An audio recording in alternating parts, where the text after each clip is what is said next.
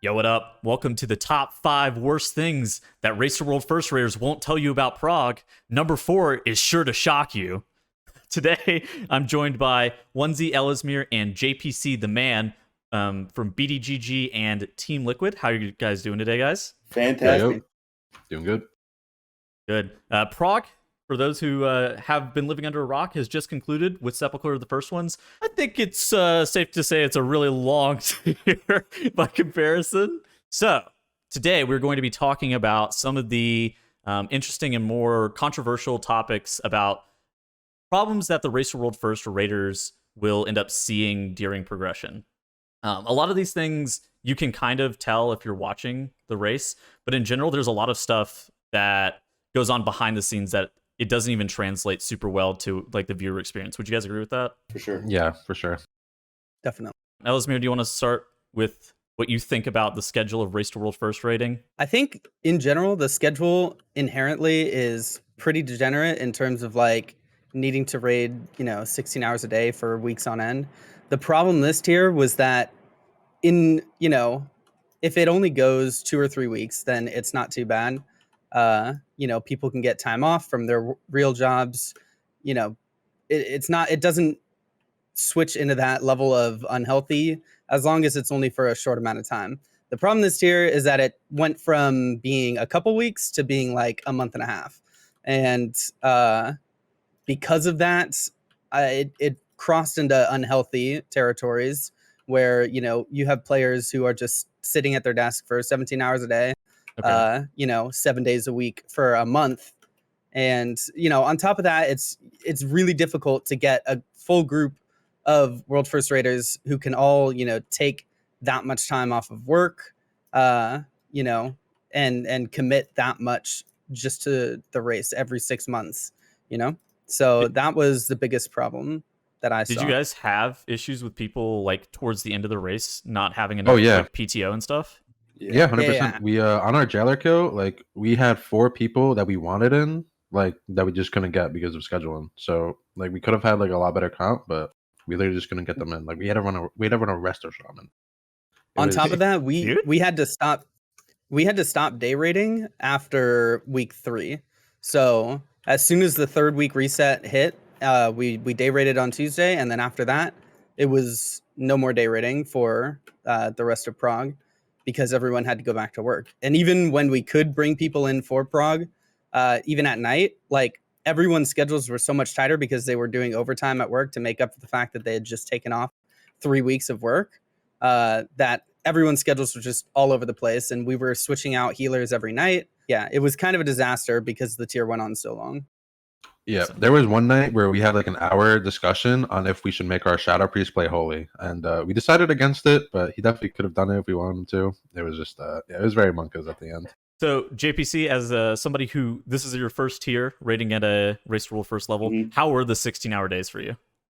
I think in general, it actually wasn't that bad. I mean, as the race started to go on and we went into like week 3 Mythic, it was tough sometimes, but like I was just having a great time for the most part, so it wasn't horrible. I think split, like things could get pretty delirious or crazy during splits, or during heroic week when we like one day we had to do 30 plus 15s. That was pretty wild and stuff like that. So during those days, like the long days could be kind of hard, but I think in general, it was fine, right? Like everything in moderation, you can do it, except this was like kind of more than, I don't know, more than we at least anticipated going into it. But yeah, I had a good time. You guys started like, all 3 of you guys like started doing really long days during heroic week, right? Just because of how everything was set up with this tier? Yeah, I mean, you kind of had to do long days during heroic week because like you had to do so many splits to try and get everybody their 4-piece, and then to try and get everyone all their 2 pieces, I guess. And then you had to do, because you had so many buckets because of the tier sets, then you had to do like 2100 3 times for PvP, and you had to do like M plus 3 times. It took forever. right? And just all this stuff that you have to do multiple times and only have 1 week. Yeah, that's definitely a struggle about like heroic week is like you don't know what your main is yet, so you're just like overloaded on like 3 rogues, 3 druids, 3 paladins. Like you're just like trying to make sure they're all keeping up with each other, and you have no idea which one you're gonna play until next week. I think this is a good segue into talking about splits. This tier, I think, promoted mirror characters more than any other tier, didn't it? Like comparatively, I would say so. how was like making mirror characters, and like how many paladins, moonkins, rogues did you guys have? I think we all had 3. Did you have a 4th one? I only No. had 3. Yeah, so I think we were all 3 boy Andes. I know there's other people in the guilds. Like I know we had like a warlock with like 5 warlocks and things like that. But Oh my god. yeah, we only committed to 3. Actually, I think our most degenerate was Undead. He had like 3 warriors, 2 boomkins. Like he did not know what he was gonna play, and he was like making mirrors of different classes. Like it was I actually felt so bad for him, but in the long run, it was pretty hilarious. Because like we were like 3 weeks in the mythic, and like he still didn't even know what he was main, and it was pretty awful. Okay, so something that's been hotly talked about is tier. And coming into this tier, there were a lot of complaints. And even still, we're still seeing people talking about like the Creation Catalyst. Creation Catalyst is coming out tomorrow, actually, at the time of Can't recording wait. this. How was tier? Like, obviously, you guys had to do splits before even identifying your mains. Was tier just as bad as people make it out to be, or is it really not like that bad?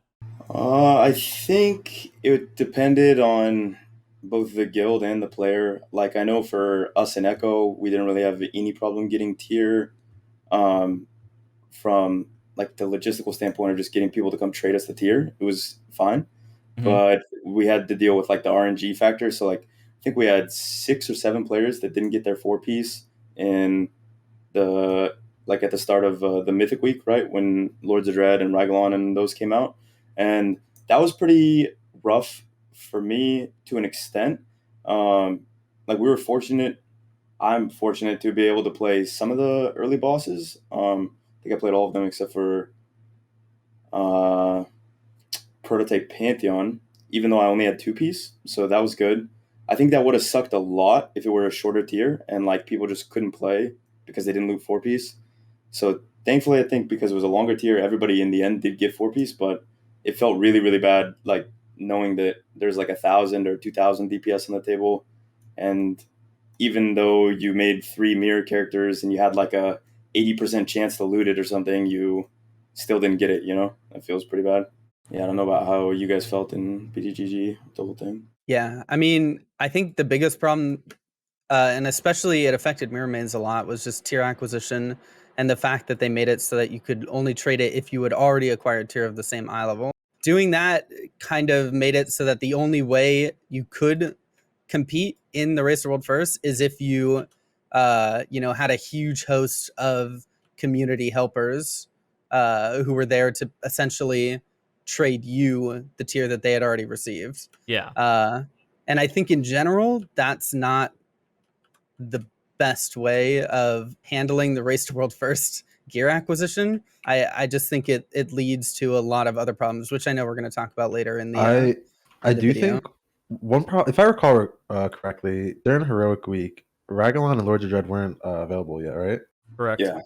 Yeah, I think since the tier ended up being this long, I think that ended up being like kind of bad. I mean, like actually, it didn't really matter actually since the tier was so long, but like during like that first like Heroic Week, it felt really shitty to get no tier, and then you go into Lords of Dread and Ragalon, and then you still get no tier. Like like it was basically like if you're in like these top guilds and like you didn't get tier off Ragalon or Lords of Dread, like you're pretty much fucked, and it was just like a really like shitty feeling. Is there like 1 or 2 changes that you think that like could easily and like reasonably be made by Blizzard to kind of help alleviate this, or is this something that like needs to be completely restructured from the ground up? I mean, 2 like glaring things to me were if you just made a universal tier token that dropped from Jailer that you could put to any of the 5 slots, that would have been insane. And then if the catalysts were available earlier, and they had a cooldown of like a week or something, so then you could craft 1 tier piece, that would have been insane as well. I think it's like a pretty big game design flaw to have like the most important boss in the raid not drop not have the most important drop. Like, it's just really anticlimactic when you see like these world first guilds like borderline not doing the last boss at all, because it's like, why would we do that? All the important drops come from the bosses that are before it. Do you know what I mean? So I feel like if it just had like a universal token, that would have solved like quite a few of the players that weren't able to get forset. And it would like give you a reason to actually go kill the boss. I know it has a cool jailer weapon for like DKs and warriors and stuff like that, but it's only like 2-3 classes get access to that, right? Yeah, I agree that that would have definitely helped, but I think there's a more systemic flaw than that, which is how dependent on splits the Race to World First is. I think that the level of dependent that these guilds have on competing in Race to World First, like the amount that they have to depend on these splits and community help in order to do these splits sets the bar infinitely too high for newer competitors to be able to take on any of the major guilds, because like now in order to be able to actually like legitimately be a competitor for world first, you have to have 500 million gold, you have to have an army of thousands of traders in order to be able to help you get gear. Otherwise you're just going to have a huge hill to climb, uh because you're not able to be anywhere near the item level of any of these top guilds that have these huge communities of helpers that can give you all the gear that you need to succeed. Well, Yeah. So I think they that's had the system to fix that though. Like the system was already in the game, and that's the catalyst creation. Like it was already there, and like it already could have solved those problems. But the problem is like well, they just waited too long. Like I agree to a certain extent that would have helped, but like that would have helped with tier acquisition, right? And it definitely would have minimized that necessity. But splits in general, in a more broader sense, are still going to have a huge impact regardless of whether or not there's tier involved, because you're going to be looking at the top guilds who have these huge amounts of traders at their beck and call, having a 3 or 4 item level difference from guilds behind them because of those communities that they have. Look at the Chinese guild, for example. They had a huge arsenal of traders who would, in between like all of their breaks and everything, they would have their raiders go like zone into a dungeon with 4 other people, start the key, zone out, join a new group, do the same thing 10 times in like 10 minutes, and they would just get mailed all the gear while the other 4 people completed the dungeon for them. That kind of stuff. And I don't know, like there is a lot of gear acquisition concerns that I have in terms of viability for progression rating in a Race to World First setting. I mean, you guys are literally just forcing basically all of the gear from heroic onto characters with how many mirror characters and splits you guys are doing, right? Yeah. Okay. And the problem is a lot of this is self-inflicted, right? Like a lot of this Uh-huh. is just because we choose to be that degenerate, So I don't think there's necessarily a great fix to it. I just think that it sucks for guilds that don't necessarily have those resources, that they're never going to be able to compete at that level. I think one of the biggest things to point out is like the Race to World First literally is do everything inside of your power that is legal to get World First, right? Yeah. Yeah, I think like guilds are always going to go crazy with splits, right? And so it's like systems that help minimize or what's the right word? I guess flatten out the like RNG disparity, such as the creation catalyst. I think those should be the emphasis. Like when there's something like that that exists in the game and then you don't implement it until later on for seemingly no reason, like it doesn't make any sense, because I mean, I don't know. Like people are always going to do splits, right? Like the only way that you could have Raiders not do splits is if Blizzard was like, "Oh well, if you make two rogue characters, James, we're going to ban you." Like that's literally the only way they could do it. So it's like there's way more that goes into the Race World First than just gold. Like if gold is like the barrier to your entry, like you probably wouldn't win the race anyways, because there's like a bunch of infrastructure related things like people behind the scenes, like analysts and strategy makers, and like people that like do all this work and stuff. So like the gold a lot of the times like the least of the problem.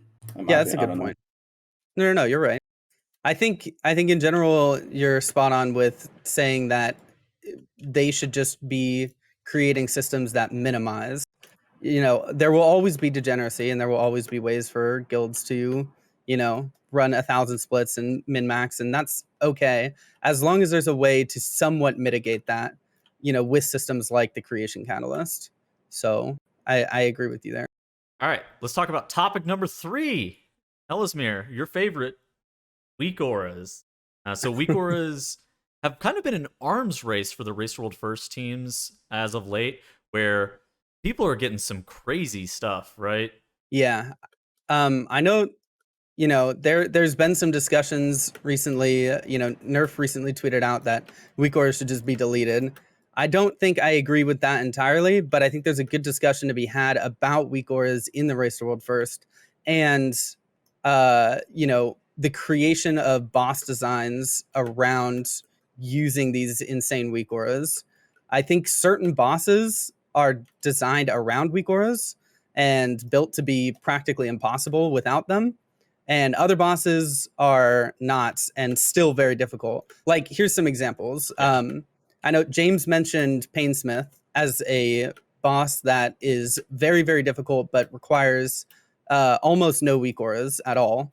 And I think that's a really, really good example of a great boss design that doesn't require Weakauras. An example of a boss design that does require Weakauras, Jailer, for example. Mythic Jailer is pretty much impossible without Weakauras, I would argue. It's possible that it could be done, but it would take a very long time. It would triple your progression time at least. It would be a nightmare just because of how you handle bomb assignments, positioning, all that kind of stuff. There would just be no way without Weakauras. It would be chaos. So that another example would be Halandris, and just like the extremely mechanically precise bosses like that, that kind of just heavily rely on Weakauras in order to be able to progress. I don't want to say avoid Halandris style designs because I loved Halandris, obviously, but I just think that as a general rule, boss designs that heavily rely on Weakauras in order to be possible should be avoided, and it should always be leaned towards lighter use of Weakauras in the Race to World First. Because right now it's gotten out of hand. I can tell you firsthand that our guild wasted, almost 20% of our progression time to, Weakauras, having to stop progression and build Weakauras, having to, adjust Weakauras, and it was a nightmare. Like, the amount that we had to rely on Weakauras and hold our progression in order to modify Weakauras was staggering compared to previous tiers. Or at least, actually, I can't really say that because this is my first tier in the Race World First. So I don't know what it's been like in previous tiers. But I can tell you that this tier was insane. It was extremely heavily reliant on Weakauras. I could agree with that. I mean, last year I did SOD with BDG, and the Weakaura problem was definitely nothing like this. Like, the last couple bosses were just like insane, specifically like Jailer. Honestly, Did you have a similar experience in a different guild, James? Yeah, I mean, I am like I'm kind of torn. Like, I definitely see the upside to having access to Weakauras for like your own personal UI, because I think there's not enough customization, and the default Blizzard UI is frankly that's like not that good, and so you can do a lot of cool things for your own personal gameplay with Weakauras that like I would miss out on, and I think a lot of players would miss out on. And then you have like there's the whole accessibility angle as well, like for people that are deaf, or there's a lot of things to help those players that you would also lose out on. But in my opinion, like that should just be part of the default game. And like there's just little things about Weakauras that just don't sit quite right with me. Like I mean, this is like a bigger thing, but for instance, like in Arena, like back in the day, it used to be like part of the skill cap to have to memorize like what cooldown animations look like, and the buff icons and stuff like that. And like these days, I mean, I don't even PvP, and I could go into an arena match and close my eyes and I could disarm the enemy's Warbreaker with my eyes closed because like the Weakauras just play the game for me. And there's like stuff like that. Like the one moment that like stood out to me was when we were doing Lahuvim actually. We were waiting for a week, like we were doing the boss, right? And in my opinion, that boss was for sure doable without Weakauras. And we were progressing through it, but we hadn't seen the mechanic before because it wasn't in PTR testing, and we were having a bit of a tough time, like coordinating where each player should go. And like there was a point where we were like, okay, well, this is like pointless. Let's just AFK, stop pulling the boss until the Weakauras is made. The Weakauras gets made, and we go back, and it's like literally the easiest thing in the world. Like something about that just doesn't sit right with me, like that certain mechanics are just completely trivialized by the presence of a Weakaura when in like their initial design they could be changed so that you would have to do them and that you would be able to do them without Weakauras existing in the first place. Like for example, like we had Weakauras for the Halandris bombs, right? I'm pretty sure you could have killed Halandris without Weakauras if the bomb timer was like 4 seconds more lenient, right? Like, Sure. I don't mind the Weakaura on my screen telling me to drop the bomb with an air horn because that could be like replicated with like a DBM timer or something like that. But the thing that I don't like is like when it's telling you when your partner is going to drop the bomb and then the bomb's on the ground and then it's telling you like, hey, reminder, you need to go pick up your bomb soon. And then you can just like it should be part of the rating experience to be like communicating with your partner and like moving your camera view around and like seeing when the bomb is going to explode and like I don't know. So I'm kind of torn, but yeah, we definitely had our fair share of problems. And then you have different people that use different systems for Weakauras as well, which can kind of get screwed up. Like if you use any of those auto updaters, like what a lot of the top guilds do is they have a way for people on the outside to like create a new version of a Weakaura and then send it to all of the raiders at once. And you like reload and you get the new Weakauras. And most of the time, I mean, I've been told that that is more efficient, right? Than having each player going in and individually like grabbing the Wago link and then getting the string and etc. But I don't know, for like some of the players in Liquid, like me, Trill, Ben, a few of the guys, you know, we're not that big into Weakauras, and then every now and then we had this problem where it kept like putting bars all over our screen. There was just like a bunch of little stuff about it where I'm just not the biggest fan. But I don't know, it would be hard to play the game without it for sure. All right. Yeah. I think that we pretty thoroughly covered why Weakauras are very difficult for Race to World First competitors. Let's talk about Onesi's favorite subject, debt repayment. Yay! Having to pay back 500 million ish. Having to do AOTCs for a week straight. Yeah, I mean, I don't know. It's Weeks, try months. I mean, yeah, it's definitely like the thing about the debt is it's just getting crazier and crazier, right? Like the amount of debt just goes up by each tier. And obviously, hopefully this tier is just the exception with that because of, the tier incident and how trade and tier worked. And, just basically just paying the most ridiculous prices just to get these one items. So hopefully, this doesn't happen again in the future. It's something you don't really have to worry about in the moment of the race, but it really it hits you, the weeks after, the months after, because now you just have to like go to all this, heroic sales, mythic sales, and you're just selling bosses end on end just to make sure that you have enough gold for the next race, and then you're in debt again. So it's definitely like a never-ending loop. Do you know about how much gold you guys are in debt? I'm not sure exactly. We're one of the lowest. I think it's around We're like at 90 mil or 300. something. Oh, is it? Yeah, I don't even Wait, know. 90? I That'd be honestly, way better. I thought we were at 300. I honestly don't even know, to be honest. It's definitely a lot of gold that if I had to pay it myself, I'd be very sad. But yeah, that is definitely one of the big problems of the race.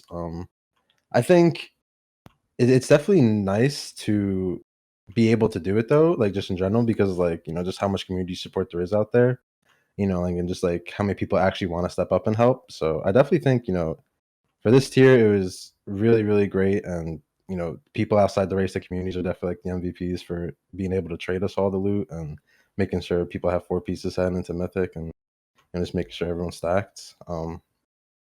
But it really makes you think that, what if, these teams weren't as big as they are. Like, for example, like Limit has, 30 streamers posting this one image like, hey, look at my stream, come trade me tier for 1 million gold, 4 million gold, whatever it is. Like everyone has this image on their stream, and it's getting out to thousands and thousands of people. What if, like, streaming wasn't really a thing? Like, you didn't really like have like a streaming community. It definitely would be a lot different. And it's definitely really crazy how much support there is out there, and how much you can actually get done. To clarify, we spent 300 million, but we are 97 million in debt. You're correct about that. Okay, gotcha. So yeah, we spent 300. Yeah, that is crazy. I have good news. If you were 300 million gold in debt, that would be equitable to 36,000 US dollars of WoW tokens. Yeah, man. Yeah. Like, I'm pretty sure we spent like 700 million or so. Like, it was almost 100 grand. Yeah. And yeah. Like, I mean, we like, that's not exactly like the guilds that, I mean, I don't know what BDGG does, but like, I know, like, we don't buy WoW tokens to like facilitate all the spending of the gold, but it is pretty crazy to think about like the USD equivalent of how much gold we spend. It's also just crazy, like, just like looking back at previous tiers, like compared to this one. Like Yeah. for example, if you look at the end of like BFA, what was the last raid in BFA? I forgot. Was it Queen Ashara? Or Ny'alotha? That's right. That's right. Yeah, like I wonder, like, if it's just like comparing like the prices like of Race the World First back then to now, like it just keeps getting exponentially like insanely large. Like, I'm pretty sure every tier since then has been an increase, right? I'm pretty sure, yeah. Well, yeah, in Ny'alotha, people spent, I think, 125 to 150 million was the total that people were spending that tier. And now people are spending almost 10 times that. You know what's absurd too? Like, if Ny'alotha was today and it was competitive as it is now, you like with corruptions, you probably would have spent like I honestly agree with that. 1 billion gold, like $1 billion. Yeah, the race has definitely gotten bigger since then, so that sure plays a big part. But yeah, I mean, just looking at the numbers in general is kind of crazy. Oh my god, 1 billion gold in debt! I can't even think about that. That would be absurd. Yeah. I know that there's a Chinese one that's like 1 billion gold in debt, but like apparently like their gold's inflated or something. Like it's a little different. Yeah, I think the Chinese WoW token's like 400,000 or 500,000 gold per token, so their gold is like heavily inflated compared to NA, at least. That makes sense. Okay, and so the fifth and final thing that people don't want you to know about Race to World First is class tuning and how it affects your ability to be able to get in the raid. JPC, I think this is one you feel passionately about. Yeah, so it affects some classes a lot more than others. Like for me, it was, playing Rogue, and classes that are similar to Rogue in that they don't necessarily bring a specific form of raid utility or raid buff. You're kind of at the mercy of the tuning, and it is hard, like, mentally to. I mean, obviously, if your class isn't good enough to be in that kill comp in the Race to World First, you accept it and it's totally fine, and you want the best for the team, right? Like, you're a team player. It's but like at the same time, to know that like if this thing only happens every 10 months and all of your hard work and all of your prep and like everything could just be gone in a sense, and then you're like there as a cheerleader, is really tough to like stomach. And for like a lot of classes that are in that predicament, you don't even know until kind of the last week, the last 2 weeks, if you're going to be a good enough class to get brought. And then, with this specific race and kind of how tight certain checks were and how much you needed certain forms of damage, I guess, or to be able to, like, for example, like on Lords of Dread Mythic, right? You had like, I don't know, you had like 5 survival hunters and 4 arms warriors and like all this AoE stuff. Like, it's really easy for your class to just not get brought after like hundreds of hours of prep work. And like, I think like we saw that with Shadow Priest, right? Like, Shadow Priest was going to be very good, and we have a player in our guild named Rivens, and he's like an insanely good Shadow Priest, and like he basically just didn't get a play except for on Ragalon. And like, I just think of like, man, like that could have so easily happened to me. Like, that could have, like, or Trill on Windwalker, just like Windwalker sucks. All right, see you later. And I just feel like that's just really really tough, and I don't think like a lot of viewers like really understand that element of it. And it's sort of also the same with tier, like at least for this race. Like if you didn't get 4-piece, like Kevin, for example, Kevin's one of our best warriors, and he just didn't get 4-piece. And so it's like, all right, Kevin, see you next week, buddy. Like, sorry, like you came all the way out to Boston, and just didn't get lucky. It's really hard to deal with, but things work out in the end, I guess. I mean, we talked about mirror characters, but like, how important is compositional flexibility and like being able to be like play alts? Do you guys think, or do you think that the Race to World First is going to evolve into you have everybody with just one main class spec, whatever that they play, and alts aren't really a thing anymore? I think it's like super helpful to be able to play alts, and it's sort of like, I guess it would be sort of like boss dependent. I think that is probably one of the big differentiators between the Race of World First guilds and like all the other guilds is that in our guild, like I'm probably one of the like I probably am one of the worst multi-classers, and I at least know how to play like quite a few specs, but it is really helpful when you have guys like for in Liquid, you have guys like Lip or Ben. I mean, all the guys can like multi-class. So like Trill went to in-hand shaman, and they can like flexibly play around like that. It is really good. But at the same time, I Yeah. also think it's really good for like on the bosses where there's really tight DPS checks, like where people have to like try and squeeze the most out of their characters. It is good to have people that are like hardcore mains to like know the ins and outs of like almost every global and like how you can really get the most out of a class. I think it's also good for those kind of fights as well. So I think it would have reduced my stress of if I was going to be allowed to play or not if like I was a better multi-classer, for example. I think having people that can play specific alts is definitely like really good. Like I don't know, like, the thing about when these Race to World First guilds come into a race, like they do a lot of PTR tests, and then they do a lot of damage testing to see what's good. So as long as you do the correct testing and you can try to figure out what's good ahead of time, and people have the time to practice it, I think it really goes off like a long way, and it's really beneficial. But it also comes with experience too, like just playing the game a lot. Like for example, I think a good example is probably like Narcoles on Echo. Like that guy has been in that guild for like I don't even know how long.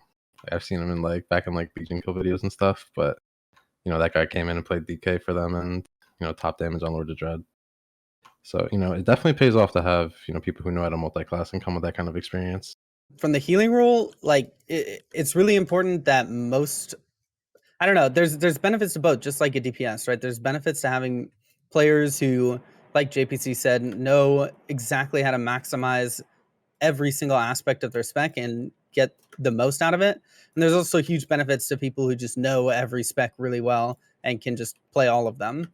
For healers especially, it's important that you have a lot of comp flexibility, but it's also important to note that, like, specifically regarding class tuning, healer metas are significantly more predictable most of the time, simply because the same specs are generally always meta. Okay. Which is indicative of a slightly larger issue that has to do with,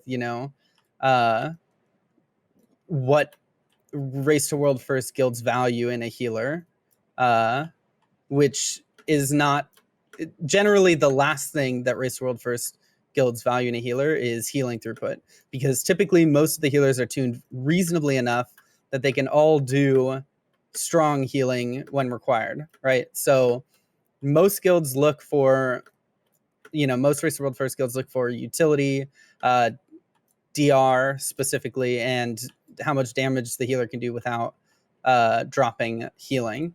So because of that, you end up with very similar healer metas in Race to World First guilds throughout multiple expansions. Whether or not that's addressed in the future remains to be seen. But yeah, because it's easier to predict healer metas, it's sometimes less important for all of your healers to be huge multi-classers. You can have a couple of your healers take up that main slot of one Holy Pally, one Disc Priest, that kind of, those slots that are generally just always safe. It's interesting that like the tank role I would say this tier was more pronounced than anything else because their tier sets were so lopsided with like Blood DK being broken, Prot Paladin being broken.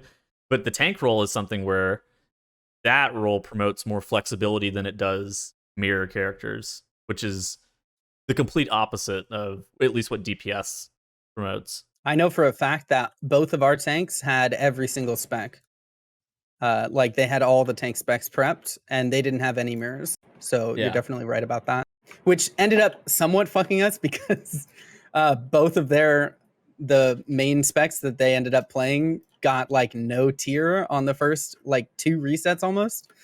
And if they had mirrors on those characters that they knew they were going to be playing, then we probably would have been, had a lot more geared tanks.